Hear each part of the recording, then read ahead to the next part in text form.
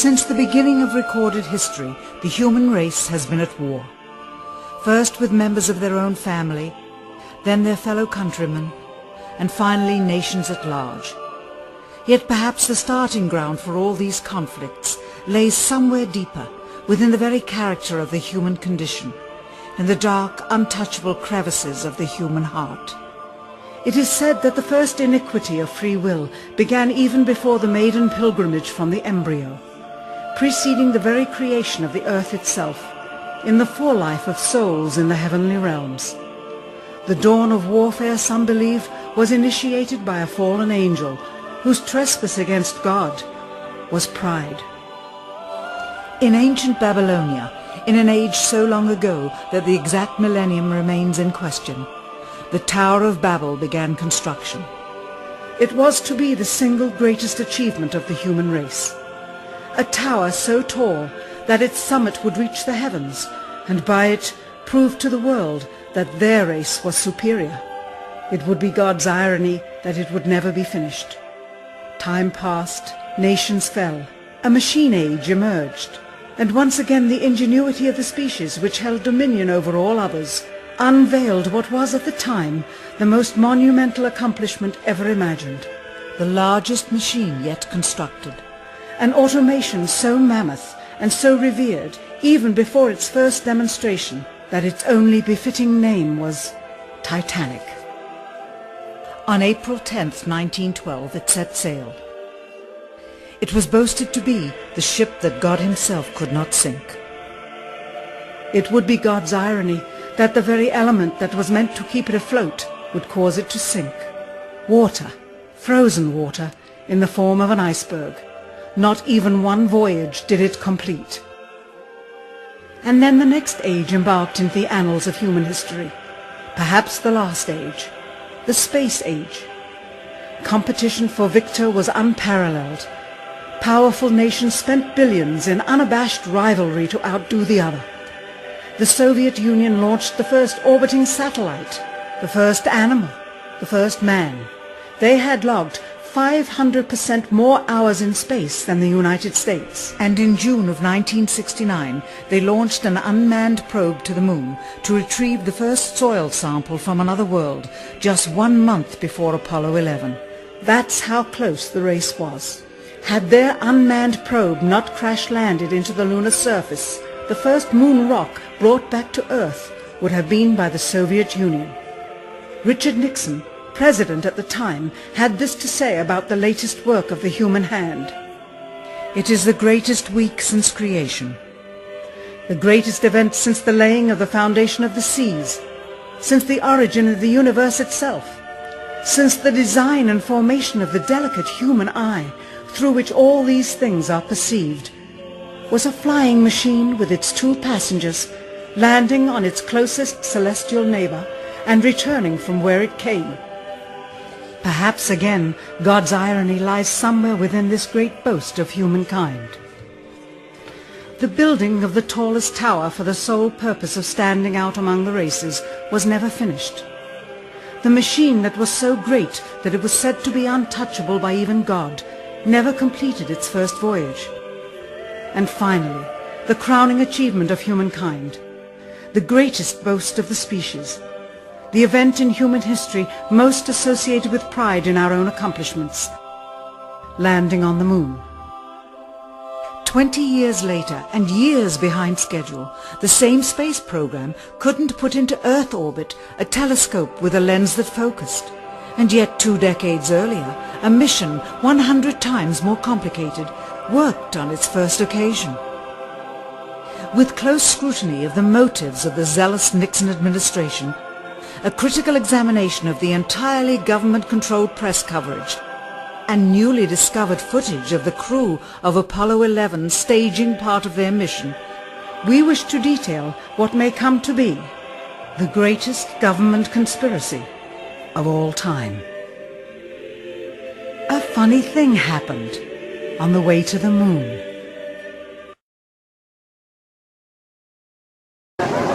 I'm convinced that in the space field, the Russians are ahead of us, particularly in large weightlifting capability, And that at the moment, the problem is not so much to catch up, but first build up the working speed that they have already demonstrated. After we are running as fast as they do, there's still a considerable gap to close, and only the future will tell whether we'll manage to close that gap. We cannot and will not ever get into this race as we should, so long as all of our objectives are short-term objectives. We've got to have no finite end to our objectives. The end of our objectives should be as far as we can see at any given time. But right now, we need a 10 to 12-year program that has as its ultimate goal the manned domination of space. And if we don't, we're going to be in trouble. I believe that this nation should commit itself to achieving the goal before this decade is out of landing a man on the moon and returning him safely to the earth. We must assure our preeminence in the peaceful exploration of outer space, focusing on an expedition to the moon in this decade. T-minus 60 seconds and counting. We passed T-minus 60. 55 seconds and counting. Neil Armstrong reported back when he received the good wishes. Thank you very much. We know it will be a good flight. Good luck and Godspeed. 40 seconds away from the Apollo 11 liftoff. All the second stage tanks now pressurized. 35 seconds and counting. We are still go with Apollo 11. 30 seconds and counting. Astronauts report it feels good. T-minus 25 seconds. 20 seconds and counting. T-minus 15 seconds. Guidance is internal. 12, 11, 10, 9. Ignition sequence start. 6.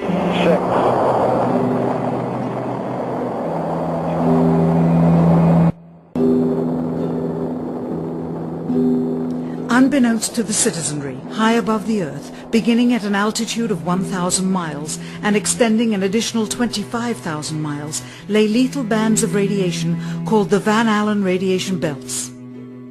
Every space mission in history with humans on board, from both the United States and Soviet Union, from the first in 1961 to the present, has been well below this deadly radiation field. Mercury, Gemini, Soyuz, Skylab, the Space Shuttle, all maintained altitudes well below 1,000 miles.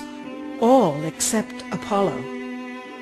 The more experienced Soviets spent 100 hours in space for every 20 hours of the US.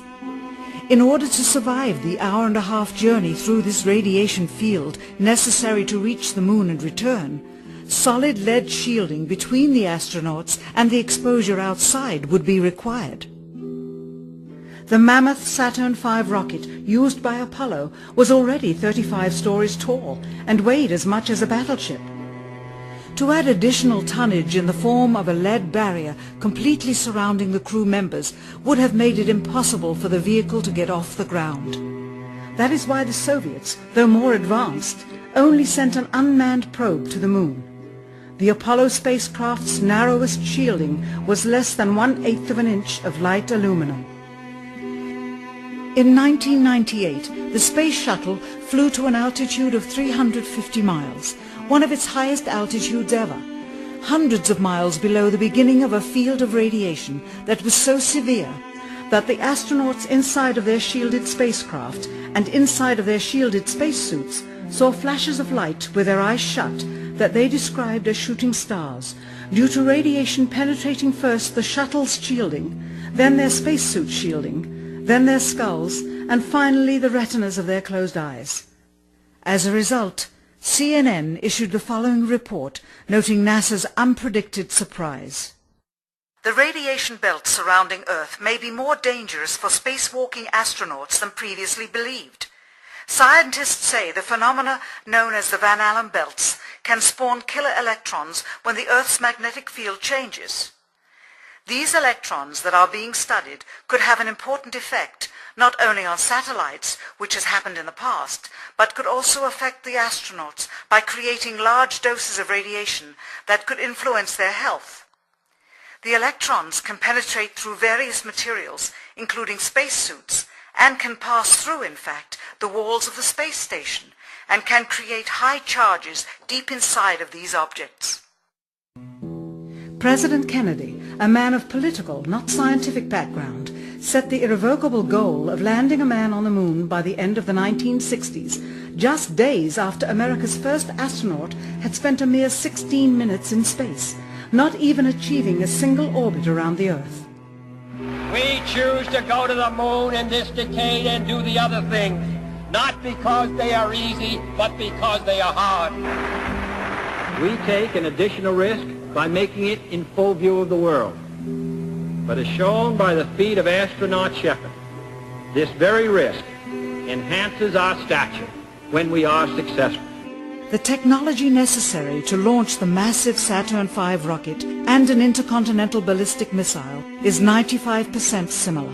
When the Soviet Union launched mankind's first satellite, Sputnik, in 1957, there was grave concern that they had mastered space ahead of the United States and might use this advantage to launch a first nuclear strike from an orbit high above North America.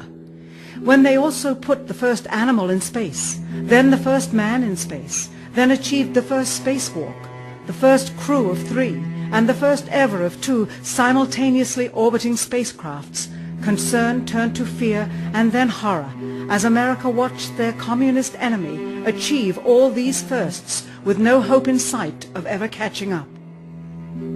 President, a member of Congress said today that he was tired of seeing the United States second to Russia in the space field. I suppose he speaks for a lot of others. What is the prospect that we will catch up with Russia and perhaps surpass Russia in this field? However tired anybody may be, and no one is more tired than I am, it is a fact that it's going to take some time, and I think we have to recognize it. They secured these large boosters, which have led to their being first in Sputnik and led to their first putting their man in space. We are, I hope, going to be able to carry out our efforts with due regard to the problem of the life of the man involved this year. But we are behind. If it was impossible to better the Soviets in the space race, which was really a race of technological armaments, what could be done? How could America offset the threat of superior weaponry? Throughout the history of rivalry and war, astute generals of lesser armies than their counterparts have used deceit and misinformation as a method to achieve victory. In World War II, for example, columns of inflatable tanks were placed at locations afar from Normandy to draw German forces away from the real location of invasion.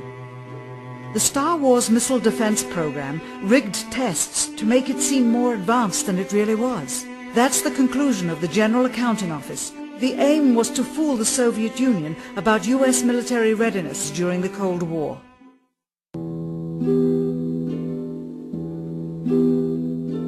Certainly, it was not possible to fool just the Soviets about US strategic capability in the 1960s, while somehow informing 200 million Americans of the truth secretly. In order for them to believe the United States had the capability to go to the moon, everyone would have to believe it. Furthermore, the pride of a nation was at stake, and the goal of a martyr, not to mention the growing unrest domestically of a government throwing tens of thousands of lives away in a foreign war riddled with contradiction and ambiguity. In addition, the Apollo program had already spent billions of dollars. If it failed to achieve its goal with such an investment, it would indeed be a large and bitter pill for the taxpayers to swallow. The cost of the program, whose sole goal was to be the first to plant a flag on the lifeless rock just outside the Earth, if adjusted for inflation to the 21st century, was $135 billion.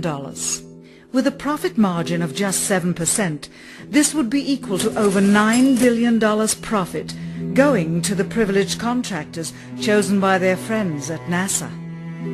If the machinery was in fact only achieving Earth orbit, as other earlier missions had already done, then the completion and functionality of the other components would not have been as important, and even more profit would have been made.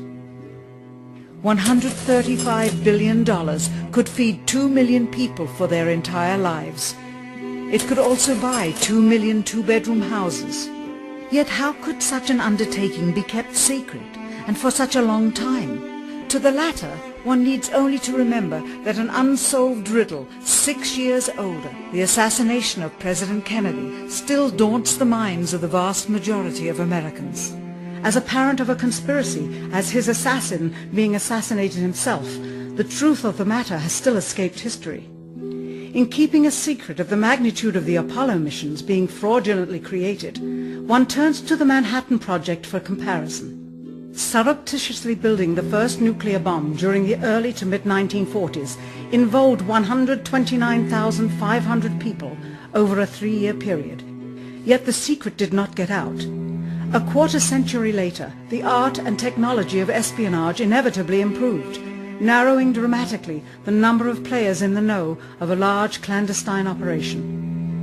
Just 1 year before the first mission to the moon, NASA launched the Tetra satellite, specifically designed to simulate flight data coming from the moon, so that the ground crews could rehearse the landing, much as the astronauts did in their own simulations. Had it not supposedly fallen back to Earth, all that would have been needed during the actual flight would be a repeat of one of these computer programs, with a few original variations, transmitted to the satellite for rebroadcast to Houston. Scores of computers and their deceived operators on the ground would then receive prearranged information, including the alleged location, altitude and fuel consumption of the spacecraft, as if it were descending to the moon's surface. If the Soviets tried to find the actual location of an Apollo crew in the hundreds of thousands of miles surrounding the Earth and the moon, it would be tantamount to trying to find a rowboat in the Atlantic Ocean. The fact that the Apollo program was so departmentalized, with various construction and test sites around the country, meant that only a few people saw the whole picture. And for the first time ever, there was no independent press coverage of such an historical event. Whatever pictures and sound were distributed to the public were strictly controlled and previewed by the federal government. They were then disseminated unchecked until this hour. For who would realize that the unthinkable was not only possible, but absolutely true?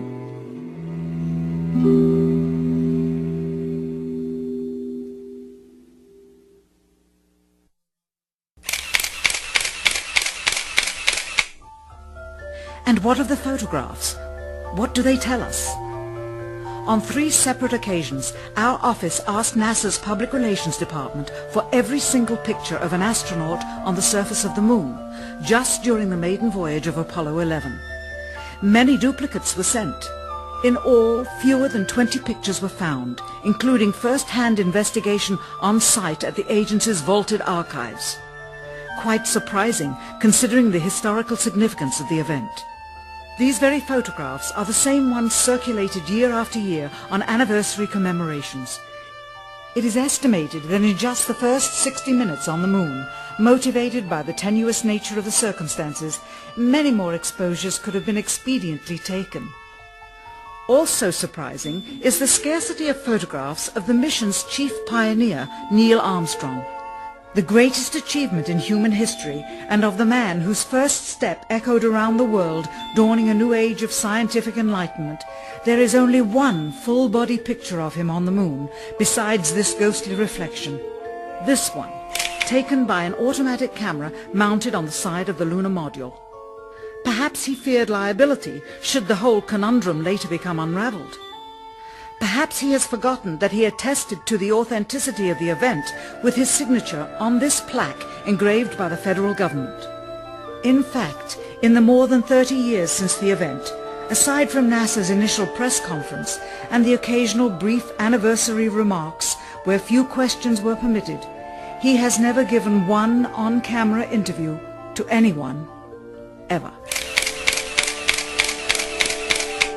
From an analytical standpoint, photographic anomalies have to be sought out with an understanding of lighting and shadows.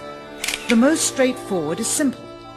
When objects are lit solely by the sun, as all the scenes on the moon were said to be, after all, lighting equipment was not only impractical, it was unnecessary in bright sunlight, then all shadows, regardless of the landscape, will run parallel with one another and never intersect, as shown by this example. In these seldom-seen photographs, obtained from a rarely used auxiliary NASA archival site, it is clear that these scenes were lit with artificial light. These shadows, which are cast at different angles, are evidence that a second light source is being used. In addition, the sun would not cause an isolated hotspot like this, only an artificial light would. Again, intersecting shadows and another hotspot. And again. And again. It is simply impossible for this picture to have been taken with sunlight on the moon. Here, the shadows are shown to be as black as pitch. And yet here, completely in a shadow, the astronaut is lit up like a Christmas tree. How can this be? Or this, on the shadow side of the lunar module. In this magnification of an Apollo photograph, a rock, very likely a papier-mâché prop because of the crease here, is categorized with the letter C. In later releases of the same picture, the letter is gone, probably airbrushed out. Here a crosshair, which was burned directly into the image from the film plate, and thus should always appear on top of the objects in the photograph, appears behind the object in this scene, clearly revealing a composite of two pictures into one. Someone apparently forgot to create a burn crater underneath the lunar module's 10,000-pound thrust engine, despite the fact that during ground tests there was a real concern for the vehicle falling into the hole the engine created as it descended. Here is a Norman Rockwell depiction drawn just 2 years earlier based on the latest specifications and scientific data. In these enlargements, it looks as though the lunar module was simply placed there. Not even one speck of moon dust on the landing pod. As a result, all subsequent flights had to have the same discrepancy, which was explained away by the effect of no atmosphere. And what about stars? On the moon, with no atmosphere, they must have been quite a sight to behold. Yet there is seldom any mention of them, if ever, by any of the astronauts on any of the missions. Undoubtedly, creating a mural with all the constellations properly placed in the sky would have been virtually impossible to create accurately, much less realistically. A competent amateur astronomer would have been able to call attention to the slightest error in measurement. The answer? Not to talk about the stars. Ever. In their post-flight press conference, it was the only question to which Neil Armstrong responded with an absence of memory. When you looked up at the sky, could you actually see the stars and the solar corona in spite of the glare? We were never able to see stars from the lunar surface or on the daylight side of the moon by eye without looking through the optics. I don't recall during the period of time that we were photographing the solar corona what stars we could see. I don't remember seeing any. Years later, though, Michael Collins would remember seeing the elusive stars and wrote about them in Expeditions to the Moon. It seems his memory improved the older he got. Why don't stars appear in any of the photographs? Simply because the proper, mostly closed exposure setting for the camera's iris, set that way to compensate for the bright sunlight on the moon's surface, completely diminished the faintness of relatively distant specks of diminutive light. This answer is true. It does not, however, explain why they never took any pictures of the stars by themselves, with an exposure setting perfect for them. While they took 3 automobiles to the moon, they never took a photographic telescope. Had they done so, they would have been able to see farther into the universe than had ever before been realized. If they had taken a telescope and were not actually on the moon, they would have had to concoct undiscovered galaxies that might one day prove to be non-existent. The cost of the 3 moon rovers in 21st century currency? Nearly $60 million each, though they had fewer parts than a Jeep. Where was all this money going? Then there's the flag, blowing in the wind, at least twice, on the atmosphereless moon. We can only guess that most of the missions were staged inside, for fear of possible aerial or satellite reconnaissance from an unfriendly nation. The backpacks, designed for 1/6 gravity, must have had the cooling systems removed to allow for movement without falling over. With very near and hot studio lighting, that left one hot astronaut inside. Assuming that it was the astronauts inside, after all, their faces were always covered. The necessary mammoth amounts of air conditioning were probably responsible for the air current. Here the editor cuts to a still shot of the flag, just as the effect becomes noticeable. Here it is unchecked. This rare clip, attained decades ago, was never re-released with the inevitable increase in experience and scrutiny. To demonstrate 1/6 gravity, a bouncy, floaty feel to the astronauts' movements would be similarly achieved with relative simplicity. Slow motion. You are viewing the scenes as they aired more than 30 years ago. Now let's look at them with the speed doubled. It becomes discernible that they are, in fact, in Earth's gravity, and are no more leaving the ground than they would on Earth. It is clear from these rarely seen color television pictures that the crew of Apollo 11 brought a high-resolution color video camera with them on their mission, yet the only pictures broadcast live from the moon's surface were these from a low-definition black and white camera. In fact, the networks complained because in addition to this, they were forced to shoot the images, second generation, off of a projection TV of the technology of 30 years ago, and were not even allowed to take a direct feed, which further degraded the quality and clarity of the images. Perhaps this was precisely what NASA and the federal government had in mind.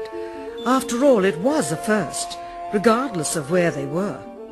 Better to open up their debut mission with fuzzy pictures and numerous blackouts, rather than show too much revealing detail of a false scene that was yet unproven.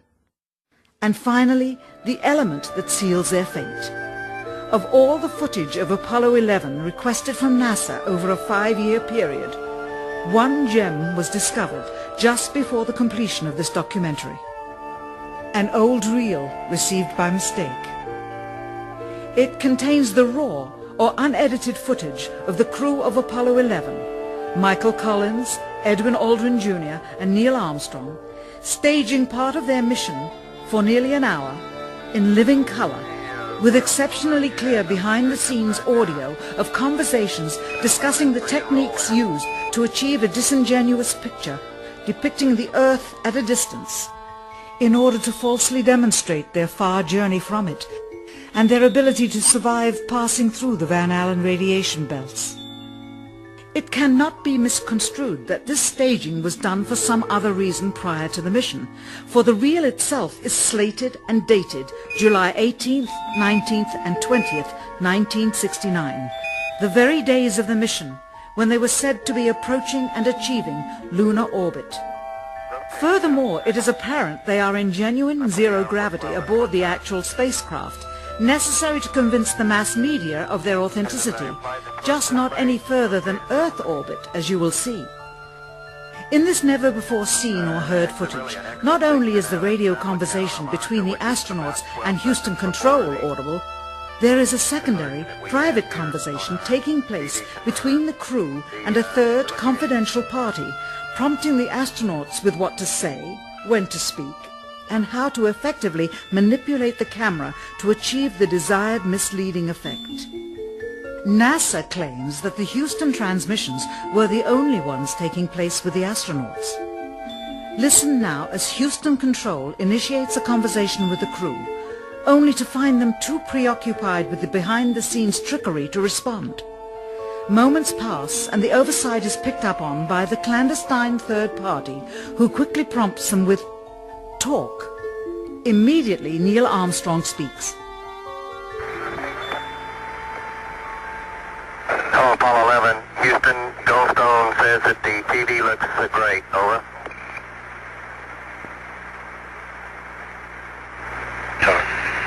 Okay, Roger. We're mapping in on Earth. Again, the illusion they are attempting to create is the Earth at a distance, to demonstrate their far journey from it, and their ability to survive passing through the Van Allen radiation belts. Understand, too, that only about 20 seconds of this raw footage was ever broadcast to the public, and these conversations discussing their deception were believed to be private, until now. Here they discuss that these television transmissions were in fact not broadcast live as everyone believed. They were first screened and edited for playback later. Roger, Neil. We just wanted a narrative such that we can, when we get to playback, we can sort of correlate what we're seeing. Thank you very much.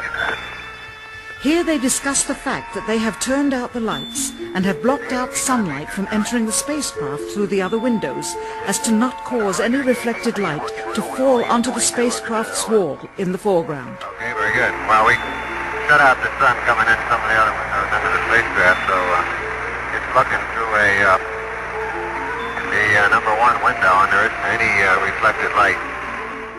The reason this was done is so that the truth of the matter would not be revealed. It is this.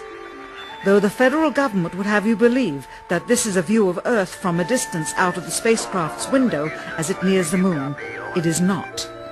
What they have ingeniously done is placed the camera at the back of the spacecraft and centered the lens on a circular window in the foreground, outside of which it is completely filled with the Earth in low orbit. The circumference of the window then appears to be the diameter of the Earth at a distance, with the darkened walls of the spacecraft appearing to be the blackness of space around it. That is why they wanted the interior dark and blocked out the sun from entering through the other windows. Here you can see the extruded window, probably 2 inches thick at the bottom. This is because the Earth's shine is coming in at a downward angle. It also causes the Earth to appear to be an irregularly shaped circle, for you are seeing the outside of the window at the bottom and the inside of the window at the top, which together form 2 different sized halves of a circle. Subsequently, this take was never used. As they perfected the shot, a crescent-shaped piece of black material was inset slightly into the window to create the illusion of the Earth's terminator line dividing night and day. It is uncannily convincing. During this segment, intended to be edited and played back later for the worldwide television audience, dated July 18, 1969, Neil Armstrong condemns himself as he states that he is 130,000 miles out, or halfway to the moon, as the NASA flight log also states on this date, when he is in reality in low Earth orbit of a few hundred miles. Roger, Houston, Apollo 11. Calling in from about 130,000 miles out. Here, during another segment, also intended to air after review, Neil Armstrong falsely explains to the viewers how the shot is attained by putting the camera's lens to the window's glass, as it would have to be if they were the claimed distance away from the Earth. We only have one window that has a view of the Earth, and it's filled up with the TV camera. If the window was completely filled up with a TV camera, as he stated, then an astronaut's arm would not be able to get between the camera and the window, as it obviously does here in this outtake. South America becomes invisible just off beyond the Terminator or inside the shadow. You can also notice how the astronaut operating the camera reacted to the mistake by attempting to pan away from it. Blue gas, see white bands of major cloud formations across the Earth. This is a segment that they believed wasn't even being recorded, much less suitable for broadcast, for the lens was being zoomed out and the scene was being changed to that of an interior of the astronauts at work, and apparently the stop button popped back up on the recorder without notice. Here is the diffused work light that they used to see camera controls, but not throw light onto the spacecraft's wall. Here they remove part of the crescent insert.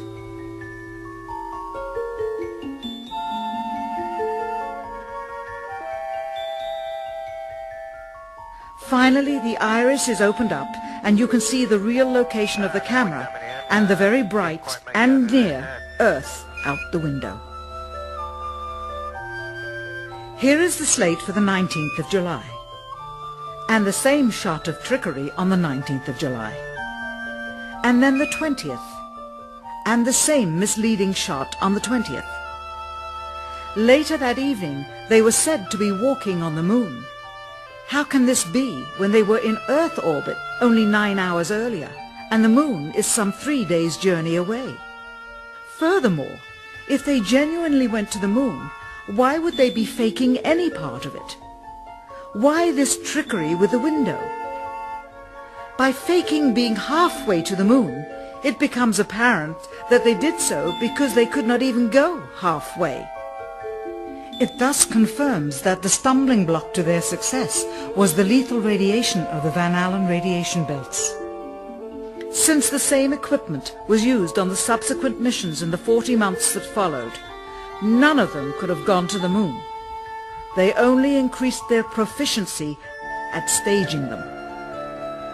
When some TV viewers of the second manned mission to the moon telephoned the networks complaining that reruns of I Love Lucy were being interrupted, it became clear that for the taxpayers, once was enough.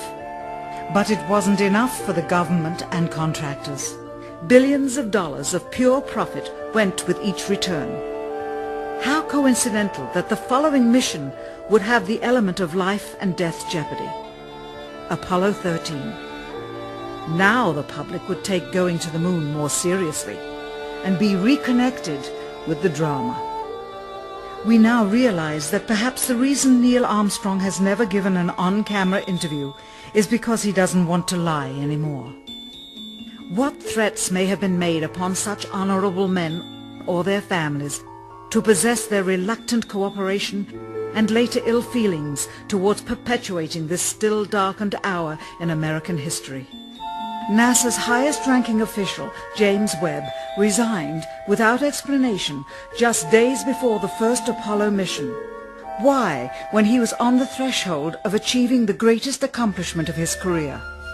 All 3 Apollo 11 astronauts also resigned shortly after their return. On the 25th anniversary of the event in 1994, Neil Armstrong made a rare public appearance and held back tears as he spoke these brief cryptic remarks before the next generation of taxpayers as they toured the White House.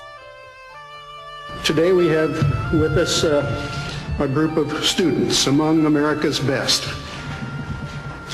To you we say we have only completed a beginning. We leave you much that is undone. There are great ideas undiscovered, breakthroughs available to those who can remove one of truth's protective layers. He is that layer. Perhaps someday soon, with the uncovering of this footage and its meaning, the true patriots of America will rise up or come forward and free the citizens and themselves from the sin that so easily entangles and from a federal government that needs to have the gangrene cut off. Even if the government's destruction would come from the truth, then it is not worthy to stand, and its betterment would inevitably follow. All of us are mortal. All of us will die. Perhaps the seeking of a clear conscience before that hour will motivate the truth into the light. Perhaps as citizens we should offer amnesty for this and other crimes of history, for facts from those involved, before the truth perishes with them. Why must we wait until the year 2017 to open the Kennedy assassination files? Perhaps they will not even be opened then, for the law that reluctantly stipulates their release says so with this clause, quote, with the exception of documents certified for continued postponement by the President. Whoever believes the citizens to be too immature for the truth are too immature for power. The truth will always set us free.